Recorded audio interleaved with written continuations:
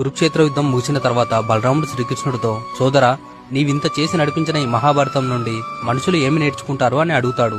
దానికి శ్రీకృష్ణుడు నవ్వుతూ ఇలా అంటాడు, ధర్మరాజులాగా జూదం ఆడకూడదు. ఒకవేళ ఆడినా ఎక్కడ ఆపాలో తెలియాలి.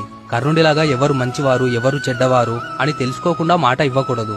ధృతరాష్ట్రుడిలాగా కొడుకులు ఏ తప్పు చేసినా సమర్థించడం మానుకోవాలి. కుంతిలాగా పరిణామాలు తెలియకుండా కోరికలు కోరకూడదు. ద్రౌపదిలాగా ఎక్కడ పడితే అక్కడ నవ్వకూడదు. దుర్యోధనుడిలాగా పరాయి వాళ్ల మాటలు గుడ్డిగా నమ్మకూడదు. పాండురాజులాగా కామవాంఛతో ఉండకూడదు. భీష్ముడిలాగా ఆలోచించకుండా మాట ఇవ్వకూడదు. దుశ్శాసనుడిలా ఆడవాళ్ల శీలాన్ని అవమానించకూడదు. అశ్వత్థాముడిలా గర్భంలోని శిశువును చంపాలనుకోకూడదు.